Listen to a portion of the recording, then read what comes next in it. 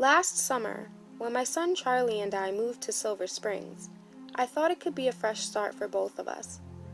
I was recently divorced from Charlie's father, and I had just been promoted at work, which was the reason for the move. My 7-year-old son Charlie has always had quite the imagination. He's a very quiet and shy little boy, but our new neighborhood was full of kids, so I encouraged him to try to make some friends. He'd had some trouble making friends in the past. He was being bullied at his previous school. So when he came to me a few weeks after we'd moved in and revealed that he and another boy from the neighborhood had established a little club, I was ecstatic. They called themselves the Creature Chasers. I wasn't sure if you could really have a club with only 2 people, but I didn't want to discourage him. I asked him what the purpose of this club was, and he said that they would be searching for monsters. There he goes again with that overactive imagination. But I thought it was a cute idea, at the time. And Charlie was absolutely over the moon about it. He would wake up every morning, get dressed, and rush downstairs for breakfast. Then he would gobble it down, give me a quick kiss goodbye, and dash across the street to his best friend Jake's house. It felt so good to hear Charlie say those words, best friend, when he introduced Jake to me. Jake was also 7 like Charlie and lived across the street from us. I had hired a babysitter to watch Charlie while I was at work, but once he and Jake became friends, he begged me to let Jake's grandma watch him. I was skeptical at first, but Charlie explained that it would be a good idea because it would give him a chance to hang out with Jake more often before summer ended. So I spoke to Jake's grandma about it and even offered to pay her, but she declined. She said that having Charlie there would keep Jake busy. A week later, I was putting Charlie to bed when he told me that the club had obtained their first case, and he needed a journal to keep the club's investigative notes in. He hated that I called it that. He referred to it as an investigative notebook. He said that Jake's grandma's cat had disappeared and that she had hired them to locate it. She even offered to compensate them for their services if they found the cat.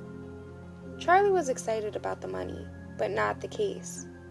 "We're supposed to be looking for monsters," he told me, disappointed. "You've got to start somewhere," I told him with a smile. "I guess so," he replied. I wanted to cheer him up and get him motivated, even though I thought the cat had probably gotten out and been hit by a car. So I promised him when he solved his first case that I would take him and Jake out for ice cream. He asked me if I would also buy him the new Spider-Man comic book that he'd been begging for the last month. I agreed, but told him that he had to put the money that he would receive from Jake's grandma toward it, and then I would pay the rest. I have to admit, he's an expert negotiator. 3 days later, the boys bombarded me as I pulled into my driveway after work. "We solved the case!" they yelled in unison. They were both so excited. Apparently, the cat had been pregnant and disappeared to have her kittens in private. The boys had found her in the coat closet along with her 4 kittens. "Okay, a deal's a deal. Let me go change, and then as long as it's okay with Jake's parents, I'll take you out for ice cream," I told them. Jake's grandma volunteered to drive, and I happily obliged. While we were at the ice cream shop, Charlie approached me and asked if he could attend a sleepover at Jake's house that weekend. I would be away on a business trip, and Charlie usually spent weekends at his dad's house, but I told him that I would talk to his father about it. The next day, after I got off of work, I surprised Charlie with that Spider-Man comic book I had promised him. I decided to pay for it and let him keep the money Jake's grandma had given the boys for finding her cat. He had earned it. When that weekend arrived, Charlie packed for a sleepover and rode his bike over to Jake's. I packed for my trip and headed to the airport. When I returned a few days later, Charlie informed me that they had a new case already. He was really excited about this one, so I knew it had to be quite fascinating. He opened his journal and pointed to a drawing as he explained that he and Jake were hanging out in their treehouse on Saturday afternoon, and they spotted something in the woods. Charlie had been gazing through a pair of Jake's binoculars when he noticed some red streaks on a number of trees deep in the woods. They went to investigate, took some samples, and determined the red streaks to be blood. Their next task was to track down whatever it was that the blood belonged to. They thought they were tracking a monster. I found this to be interesting, so I went to have a look for myself. There were indeed trees in the woods behind Jake's house that had red streaks on them, but it turned out to be paint, not blood. Jake's father told me that homeowners usually do that to mark where the property line ends. He said that it was strange though, because no one owned the property behind their house. It was all woods back there. As far as he knew, there were no houses in those woods. He assured me that the paint had probably been there all along and that they just hadn't noticed it before. I mean, it probably was nothing, but what if it was something? The boys asked if they could still play in the woods.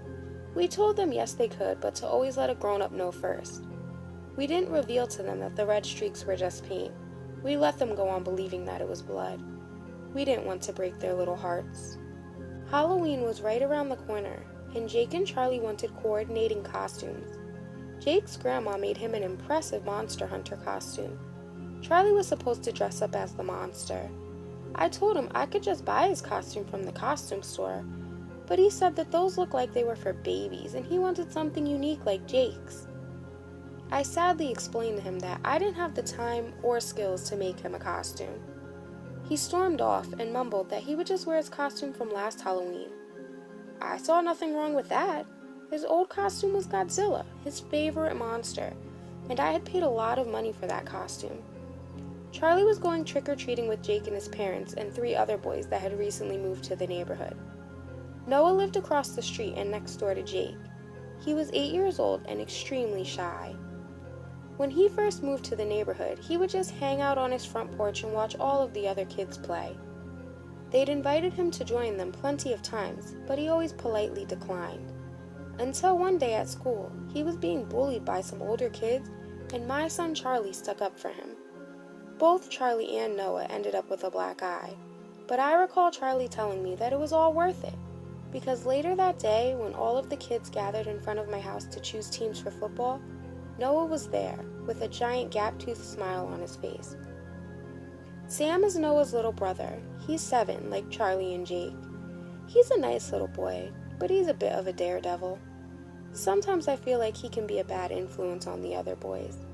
Like last month, when all of them were playing soccer in the backyard, and Sam bet each of them $1 that he could take a kick to the face with the soccer ball. He won the bet, but then dared the rest of the boys to give it a try. They happily obliged, not knowing the damage it could cause. Jake ended up missing a tooth, and Charlie ended up with a busted lip and a bloody nose. They didn't seem to mind. They said they felt like warriors. But that Sam, he's one to watch out for. Mason is 9 years old, the oldest of the boys, and he lives 3 houses down from us. The boys seem to look up to him, which I don't mind because he seems like a good kid. He gets good grades, and every day after school, while all the other kids go home and drop their backpacks in the doorway and then dart outside to play, he heads home and completes his homework and chores before coming out. I recall Charlie telling me full of excitement that he and Jake had decided to let the new boys join their club. I was just so delighted that he had some friends and seemed to be fitting in. On Halloween, he headed over to Jake's an hour before trick-or-treating to hang out with the boys. When Charlie returned home after trick-or-treating, he had loads of candy. There was one thing that he got that was better than candy, at least to him. Someone had handed out monster posters, and he received a Godzilla one, and he was elated. He also informed me that before they went trick-or-treating, they had been exploring the woods behind Jake's house. He said that they had come across another clue that could be related to the blood that they had previously discovered. He pulled his journal out of his trick-or-treat bag and showed me a picture of black fur that had blood on it. I started to ask him questions regarding this fur. Where had he found it? He told me that they had been playing hide-and-seek in the woods and one of them tripped over something. It was hidden under some leaves, like someone tried to bury it. We found a few patches of it, he revealed. Had they touched it? Of course, Mom, he told me, shocked that I even asked. Jake put it into a plastic bag so we could do some experiments on it later, he told me excitedly. It was Halloween after all, so it was probably just part of someone's costume that had fallen off and blew away in the wind, or fur from a wild animal. I asked Jake's grandma the next day while the boys were at school about the fur, and she seemed fascinated. "Jake didn't tell me they found another clue," she responded. Was she a member of their club too? I thought to myself. We went up to Jake's room, and she withdrew the fur from the plastic bag it was concealed in. It was actually a black wig, and there were definitely red chunks of something tangled in it. It wasn't blood, though. It looked to be the same paint that we'd found on the trees in the woods behind Jake's house months earlier. I told her that I didn't think the boys should be playing with it because it was unsanitary. She seemed to think it was nothing to worry about and placed it carefully back in the bag. Thanksgiving break was here before I knew it, and the kids were off from school for a week. Charlie asked if he could have all the boys over for a sleepover at our house, and I reluctantly agreed. I wasn't sure I could keep up with 5 rowdy little boys. We had an eventful morning, and I didn't know it at the time, but we would end up having an even more eventful evening. They talked me into letting them make breakfast, which resulted in soggy waffles and half-cooked bacon. When I entered my kitchen, it looked like a tornado had hit. It took me all morning to get it back in order. Next, I thought it'd be a good idea to get them out of the house for a while, so I took them all out to lunch to get pizza. I thought everything was going well, until on the drive home, Sam began to feel sick, and then Noah decides to tell me that Sam is allergic to pineapple. He gets an upset stomach and diarrhea whenever he eats it. Well, guess what we'd had on our pizza? Ham and pineapple. I had to pull over 3 times because he thought he was going to barf. When we finally made it home, I was just about ready to send Sam home because I overheard the boys whispering in the car that he'd eaten the pineapple on purpose. Apparently, their goal was to scare me half to death, and it worked. I was a nervous wreck the rest of the time that they were there, wondering what trick they would try to pull on me next. I told you that Sam was one to watch out for. Little pain in the... never mind. The rest of that day wasn't so bad. The boys watched a scary movie marathon, and I warned them that I didn't want any problems at bedtime. "Mom, what do you think we are, babies?" Charlie had asked. I think I may have embarrassed him, so I kept my distance until it was time for bed. The boys came to say goodnight and then headed up to Charlie's room to build a fort big enough for them all to fit their sleeping bags in. About an hour later, they cut the lights out and settled down. I checked on them before I went to bed, around midnight, and they were all sleeping. I headed to bed, but was awakened shortly after by the boys' screams. I darted to Charlie's room, not sure if it was all a big joke or if they were really in trouble. Their sleeping bags were empty. I followed the screams, which were continuous, and they led me to the basement. My heart was pounding out of my chest. I knew something bad must have happened. Charlie knew better than to play a joke of this magnitude. He would be severely punished. I rushed down the rickety old stairs, nearly breaking a leg, and found all 5 of them huddled in a corner, scared to death. Once I turned the light on, they ceased screaming, but they clung to me and refused to let go. We made it upstairs to the kitchen, and everyone started talking at once, trying to get out their version of what had happened. "Calm down," I told them in a stern voice. "Charlie, what were you all doing in the basement? You're supposed to be in bed," I asked angrily. "Mom, we heard something down there, so we went to investigate," he told me, more excited than scared. "Charlie, are you crazy? Why didn't you wake me?" I questioned. "We thought it could be the monster, the one we've been looking for," he told me. "Yeah," the boys all chimed in. "Charlie, you know there's no such things as monsters," I told him, a little annoyed. His eyes glanced away from me and toward his friends. "Mom, monsters are real. We just saw one, in the basement. That's why we were so scared. It attacked us. Look what it did to Mason," he said as Mason stepped forward. There were deep scratches on his shoulders, arms, and face. I hadn't noticed before through all of the chaos. "Oh my goodness, what happened?" I asked him in shock. He said he wasn't really sure, but that some noises in the basement woke them up, so they went to check it out. They wanted to catch whatever it was by surprise, so they crept down there in the dark, equipped with a flashlight that they planned to use once they found whatever it was. He continued and said that once they made it downstairs, they were attacked, and he tried to fight the monster off, which is why he had the brunt of the injuries. As I looked around, I did see that some of the other boys had some scrapes, but nothing that compared to Mason. Whatever it was got away, because I checked the basement and there was nothing down there. I thought it was some wild animal like a raccoon that had snuck in and attacked the boys because they scared it and it had felt threatened. Of course, they all disagreed and swore it was the monster they had been searching for. I cleaned and bandaged their cuts and scrapes and called the boys' parents to let them know what had happened. Mason's parents picked him up and took him to the hospital to be tested for rabies. The rest of the boys were allowed to stay, and we all slept in the living room the rest of the night. The next morning, I went to check the basement again and discovered a foot with attached talons. It looked like the ones that owls or large birds would have, so it must have been a bird that had gotten in somehow and attacked the boys last night, not a raccoon. What I couldn't comprehend is how the bird's entire foot was severed from its body and left behind. There was no blood, and I didn't find a dead bird anywhere down there. And believe me, I searched every nook and cranny. I relayed the information to the other boys' parents. I was pretty upset about the whole situation, but they all seemed to take it okay. They even let the boys come back over a few days later to have cake with Charlie for his birthday. One thing I could definitely promise is that there would be no sleepovers at my house for a very long time. On Friday afternoon, Charlie went to play with Jake. I warned him to be back before his father arrived to pick him up for the weekend. I was in the kitchen washing dishes when I heard a horn beep. I walked to the door and peeked out the window. It was my ex-husband there to pick up Charlie. I strolled outside to his car with Charlie's bags and told him that I would have to go across the street to Jake's house and get him. He got out and tossed the bags into the trunk. He said he would accompany me so that he could meet the kid that Charlie couldn't stop talking about. So we headed across the street together, and Jake's grandma answered the door.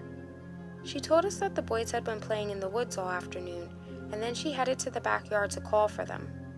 As we turned the corner around the side of the house, the boys were already emerging from the woods. "Charlie, I told you not to be late," I said. "Sorry, Mom," he replied, not really caring. "Dad!" he yelled. He had been giving me the cold shoulder ever since the sleepover when I told him that monsters weren't real. He introduced Jake to his dad, and then they left for the weekend. When they returned on Sunday evening, Charlie rushed upstairs to his room and slammed the door. His father said that he needed to speak to me. Then he asked me if I knew anything about this cave in the woods that the boys had been playing in. I told him that I knew nothing about it, and then proceeded to call Charlie downstairs. Charlie said he hadn't told me about the cave because he thought that it was the monster's lair, and that since I didn't believe in monsters, he didn't think I would care.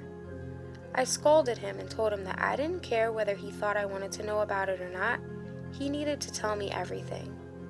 He apologized, and I told him that he was under no circumstances allowed to go back to that cave. After my ex departed, I headed up to Charlie's room. He was writing down some notes in his journal. I told him that I was curious about the cave and would like to know more.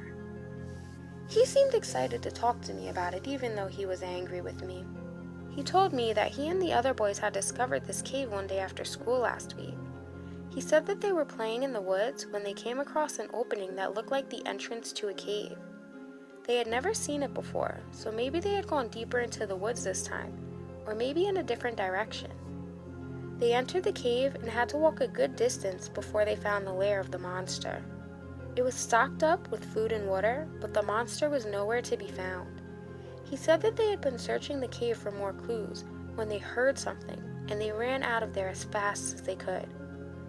Once they got outside and headed back to Jake's, they laughed and joked about who had screamed the loudest.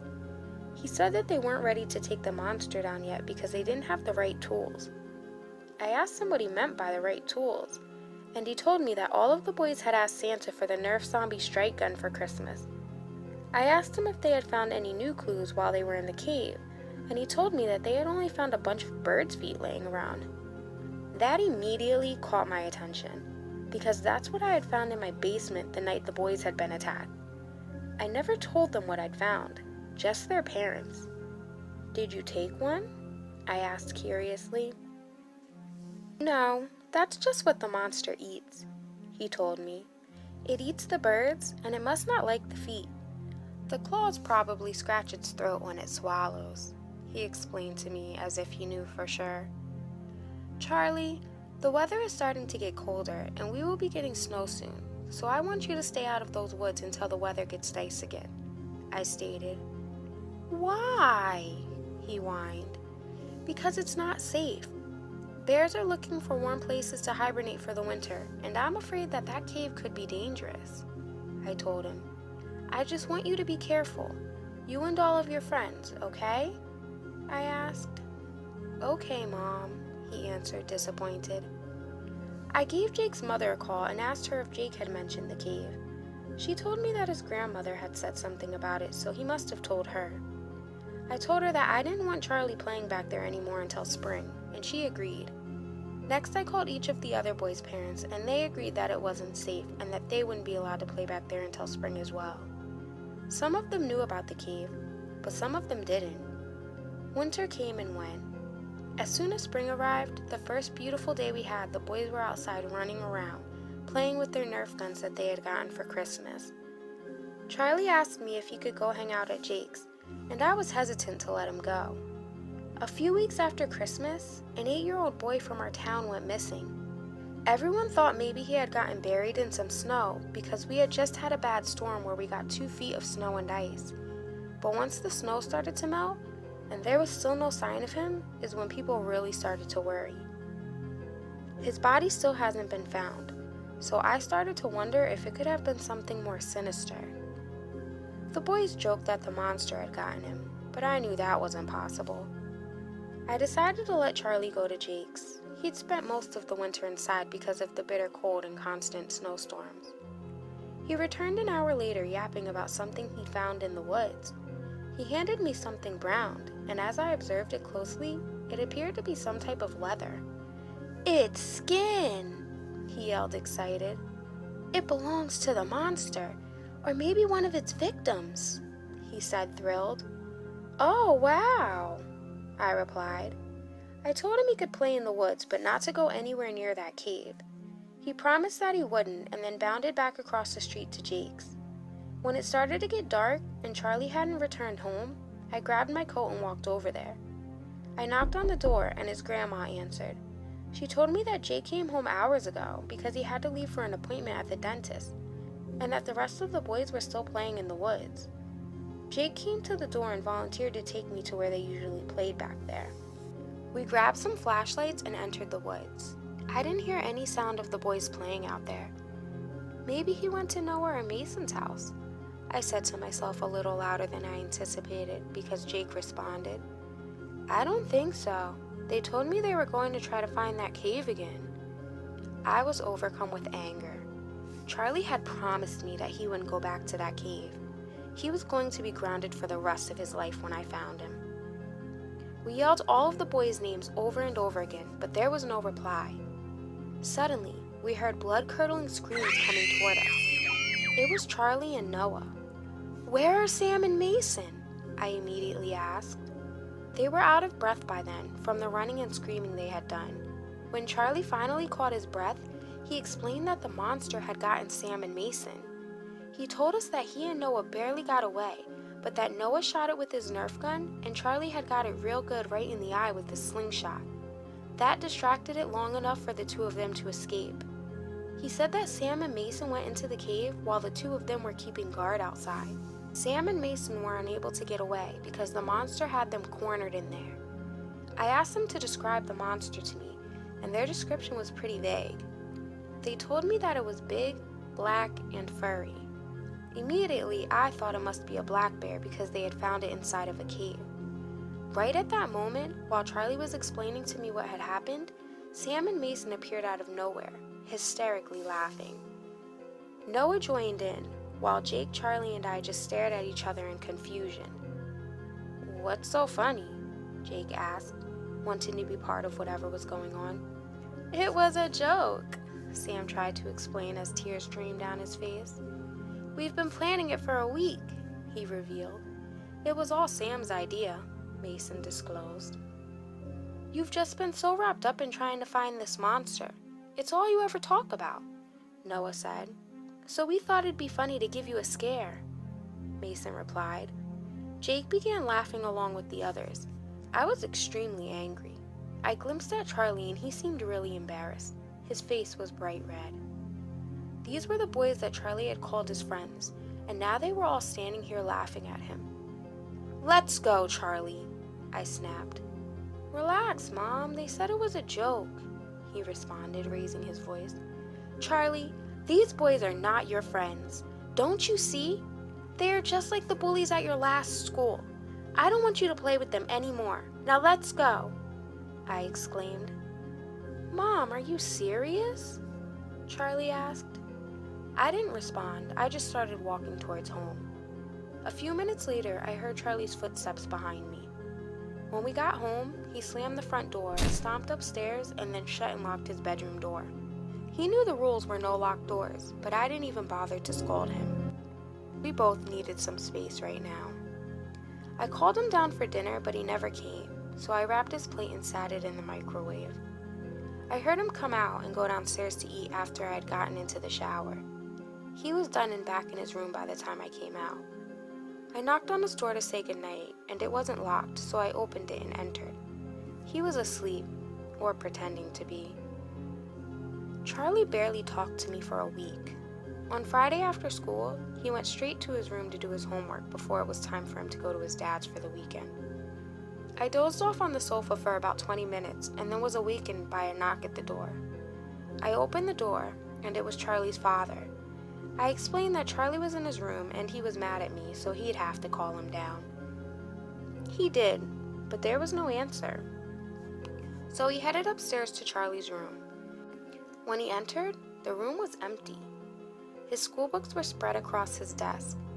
His Spider-Man comic book was laying open on his pillow, and his window was ajar. It wasn't unusual for his window to be open, but for some reason I felt a knot in the pit of my stomach. "Charlie!" I called. "Come out right now, your father's here," I added. We searched the entire house for him, but he was gone. I called the police and notified them that I thought Charlie had run away from home. While I waited for them to arrive, I dashed across the street to Jake's house to see if maybe Charlie had snuck over there. I know I told him not to play with the boys anymore, but it seemed like he hadn't really been listening to anything I said lately. As I banged on Jake's door like a madwoman, I thought to myself where else he could have gone. Out of all of the boys, he and Jake were the closest. Jake's dad answered the door and called him over. "I haven't talked to Charlie in a week, ever since you told him he couldn't play with us anymore," he said. I thanked him and was on my way to Noah's house next when the police pulled up. I approached their cruiser and described to them in detail the last thing that Charlie had been wearing. I pulled a picture out of my wallet and handed it to one of the officers. They issued an Amber Alert and told me that they would question the neighbors, but that's all that could be done for now. On the third day that Charlie was missing, the police stopped by to give me an update. A detective told me that they had talked to everyone in the neighborhood, including Charlie's friends. No one had seen him since Friday after school when he got off the bus. The boys all said that they hadn't talked to Charlie since the prank in the woods a week earlier. They told the detective about the cave that they all had been playing in before Charlie stopped talking to them. A search team had been put together, and they searched the cave, as well as the area surrounding it, but they found nothing. After the detective left, I headed up to Charlie's bedroom with my bottle of red wine and sat down on his bed, contemplating drinking myself to death. I hadn't eaten or slept since he ran away. Charlie was all I had left. They just had to find him. As I sat there crying, I heard a muffled sound behind me. I turned around, hoping it was Charlie returning. It was just my ex-husband, John, stopping by to check on me. He'd been calling and coming by every day. I turned back around and he walked up behind me and squeezed me tightly. The past 3 days since our son disappeared was the closest the two of us had been in a long time. Too bad it had to be over something like this. I buried my head in his chest and bawled my eyes out. A loud roar of thunder rumbling in the distance startled me, and I jumped. John walked over to the window and closed it. I took a long swig of wine. The room started to spin, so I laid down on Charlie's pillow. On his way back over to the bed, he stubbed his toe on a loose floorboard. When he bent down to put it back in place, he noticed something was hidden under it. What's this? I sat up, rubbed my eyes, and examined the object. That's Charlie's journal, I announced, sticking my hand out to grab it. Give it to me, I demanded. Why didn't you give this to the police? There could be something in here that could help us find Charlie. I doubt it, I replied. No. That's just a journal that him and his friends write down monster information in. He opened it and flipped through the pages. When he got to the last few pages of the journal, he looked up at me. What? I asked. He started to read. We haven't found any new clues in a while, so the guys are starting to think that the monster isn't real. Today at school, Sam asked me right in front of Emily, the girl that I liked, if I believed in monsters. I didn't answer him. Then he whispered something in her ear and they both started laughing. Sam's really been acting like a jerk lately. I think it's his fault that the other guys stopped believing. He turned the page and continued to read. The guys played a stupid prank on me tonight. They told me that they wanted to go search the cave for more clues. Jake couldn't come, so it was just me, Noah, Sam, and Mason. We headed to the cave, and once we got there, we split up. Sam went with Mason inside the cave, and Noah and I stayed outside to keep watch. They were inside for about 10 minutes when we heard screaming. So Noah and I ran into the cave equipped with our Nerf guns. Also, I had my slingshot. When we got inside, Mason and Sam were at the back of the cave being held hostage by the monster. Noah and I started shooting at it, then it turned around and chased us out the cave. We kept running until we ran into my mom and Jake in the woods. Later I found out the guys had been planning a prank for a week. Jake didn't know about it. The others thought that he might spill the beans and tell me. What I thought had been the monster was actually Mason's older brother in some costume. Mason agreed to do his chores for 2 weeks if he helped pull it off on me. I thought it was pretty funny, but Mom was really mad about it. She told me I can't hang out with the guys anymore. He flipped to the next page. Today at school was horrible. I tried to talk to the guys even though my mom told me not to, but they just ignored me. Sam called me a mama's boy. I had to sit alone at lunch. Thanks, Mom, for ruining my life. I have no friends now because of you. Immediately, I burst into tears. I could barely breathe. It's all my fault he ran away, I cried. I took another swig from my bottle. John kept reading. This has been the worst week of my life. I wake up feeling miserable. I feel miserable all day long. I go to bed feeling miserable. Jake told me today that the guys have been talking, thinking about letting me get back in the club if I could find real evidence that the monster exists. I'll do better than that. I'll find the monster myself. I don't need their help. When I find it and kill it, they'll all believe me. Mom and the guys. It's supposed to rain tonight, so the monster will be in the cave to stay dry. Tonight is the night that I prove to everyone that the monster is real. That was the last entry. It was 3 days ago. There was also a map drawn on the next page. It was a map of the cave. A confused look spread across John's face like he was trying to solve a puzzle. Then he jumped up from the bed, shouting repeatedly, It was the wrong one. It was the wrong one. As he threw on his boots. Then he gave me a big hug and a slight smile. It was the first I'd seen in a long time. Then he said, I know where to find him. He tore the map from the journal, rushed out of the room, and a moment later I heard the front door slam. I clumsily got up from the bed and made it to the hallway. I gripped the banister tightly and struggled to make it down the stairs.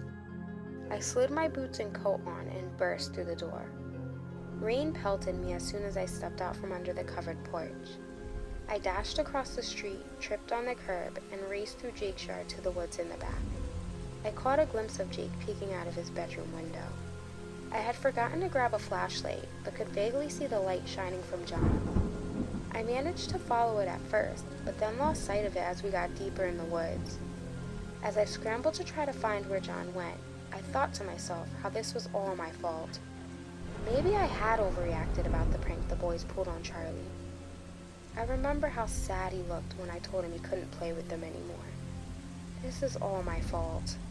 If I never would have separated him from his friends, then he wouldn't have gone to search the cave alone. He would have had some backup. Now he's all alone out there. The tears streaming down my face mixed with the falling rain. I tripped, and when I got back to my feet, everything was spinning. I looked in every direction, but everything looked the same. The thunder was so loud it was deafening, so I covered my ears. The thunder and lightning were non-stop. I tried to locate John, but we were so deep in the woods now that in my drunken state, he had gotten far ahead of me and disappeared. So now I was on my own. I felt so dizzy. I was having a hard time holding myself up. I grabbed onto a nearby tree and tried to concentrate. I thought I could see a light in the distance up ahead of me. It must be John, so I headed in that direction. When I finally caught up to him, I saw that he had found it. John had found the monster. They were wrestling. I yelled his name, but I don't think he heard me over the pouring rain and booming thunder. I only caught glimpses of what was happening every time the lightning flashed. John had dropped his flashlight. I saw him hit the ground, and I picked up a rock and stick and threw them at the monster. In this state, I don't know if I even hit it, but I wanted to help in any way that I could. The only thing that managed to do was temporarily divert the monster's attention from John to me. It leered at me for a moment, then turned its attention back to John. It gripped him by his neck and lifted him high into the air. John had something in his hand. I saw a flash of lightning and heard a deafening boom of thunder. As I made my way closer to try to help John escape, there were back-to-back flashes of lightning, and each was accompanied by a loud roar of thunder. When I got up close to John and the monster, I realized that I had no weapon to fight with, but I had to do something to help. I reached into my jacket pocket, grabbed my keys, and ferociously jabbed them into the monster's back over and over again. John dropped what had been in his hand. I glanced at it quickly and saw that it was his handgun. I raced toward it and picked it up. I aimed at the monster's head, praying I didn't hit John by mistake. My prayer came true, but only because the gun was empty. John had shot all of the bullets already. That must have been the flashes and booms that I had heard and seen. I started to run. I had to go get help. There was no way John and I could fight this thing alone. I would go back home where I could call the police. I heard a sound that resonated through the woods. I turned around to see the monster snap John's neck like a twig. Then he tossed him aside, and the chase ensued. It was raining so hard now that I could barely see. I couldn't tell if it was tears or rain that I was wiping away from my face, while I fought through a barrage of bushes and branches trying to find my way out. It was so dark that I tripped over my own feet too many times to count. Every time I fell, the monster got closer. A bolt of lightning struck the ground directly in front of me. I heard low rumbles of thunder in the distance, like the storm was subsiding. Once, I thought I felt it right behind me, breathing down my neck. I even thought I felt its long, sharp claws graze the back of me. My feet fell out from under me, and everything began to spin. As I tried to get to my feet, I vomited into the drenched leaves beneath me. I looked around, searching the darkness for the beast who had chased me, but it was nowhere in sight, and I couldn't even hear it because the rain was so loud hitting the leaves in the woods. Then there was a sudden flash of lightning, and there we were, standing face to face. The last thing I felt after a sudden flash of lightning blinded me was the rain pouring down on me, and then it grabbing me by the throat. Miss Parker, my name is Detective Anderson. This is my partner, Detective Matthews. Would it be alright if we asked you a couple questions of what happened last night? I waited a moment for a response, but she only stared up at the ceiling. Last night you burst through the doors of the police station in a panic. You were mumbling something about your son Charlie in a cave. We already searched the only known cave in the area when he disappeared 4 days ago. We didn't find anything. You also mentioned something about your ex-husband being killed by a monster. Would you care to elaborate? She didn't reply. The nurse suggested that we come back after the patient had some lunch, so we stepped into the hallway to wait. My partner, Detective Matthews, hadn't been at the station last night when Miss Parker arrived, so I decided to fill him in. She burst into the station last night hysterical. She was crying and covered in dirt and blood. She kept saying how this was all her fault. She kept mumbling something about a monster in a cave. After that, she began to have a panic attack, so we had to call the ambulance. She had to be sedated. Detective Anderson, any news on that monster? The doctor asked me with a laugh as she entered Miss Parker's room on 6th floor of the hospital. I laughed as well and continued speaking to my partner. Detectives on the scene just finished questioning the neighbors. They all said they didn't hear anything over the storm.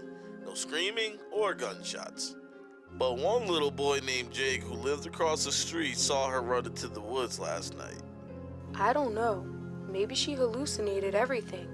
She was drunk. Do you think she killed her husband? It's possible. He still hasn't been located. Detectives are still searching the woods for him right now. Excuse me, I need to take this. Hello? A moment later, I returned to reveal to Detective Matthews. They found a body.